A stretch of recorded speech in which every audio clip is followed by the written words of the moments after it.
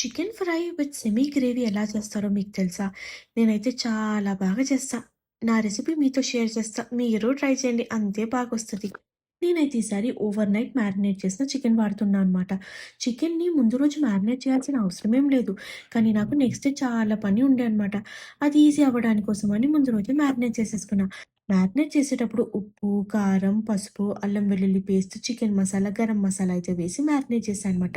ఇప్పుడు chicken fry చేసేటప్పుడు ఆ మ్యారినేటెడ్ చికెన్‌లో పెరుగు, అల్లం వెల్లుల్లి paste, chicken masala, garam masala, tomato sauce వేసుకున్నా. మీరు చూస్తే నేను సాల్ట్ వేయలేదు. ఎందుకంటే ముందు రోజే వేసేసాను కాబట్టి. ఇంకా చికెన్ మసాలా, గరం మసాలా, అల్లం వెల్లుల్లి పేస్ట్ క్వాంటిటీస్ కూడా చాలా తక్కువేసా. ముందు రోజు మ్యారినేషన్ అప్పుడు వేశాను కాబట్టి. ఇప్పుడు ఇందులో నిమ్మకాయ రసం, కసూరి మేతి, ఫుడ్ కలర్ ఏసి కలిపైతే పెట్టేస్తున్నా. మీరు చూస్తే నేను ఇందులో ఆయిల్ వేయలేదు. ఎందుకంటే ఎప్పుడైనా మ్యారినేట్ చేసేటప్పుడు ఆయిల్ వేస్తే ముక్కకి మసాలా పట్టదు కాబట్టి.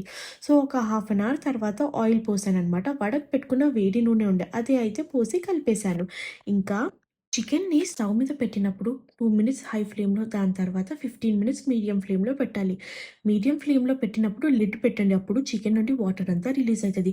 15 మినిట్స్ తర్వాత నేను చెక్ చేస్తే నా చికెన్ అయితే బాగా ఉడికిపోయిండే. ఎందుకంటే నేను దాన్ని ముందు రోజే మ్యారినేట్ చేశాను కాబట్టి.